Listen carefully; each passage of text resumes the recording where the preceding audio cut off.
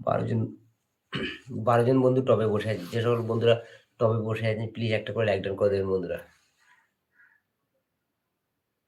এবং কে কোথা থেকে আমার লাইভটা দেখছেন অবশ্যই জানাবেন কমেন্টের মাধ্যমে। আমি লাইভটা করছি বন্ধুরা কলকাতা থেকে।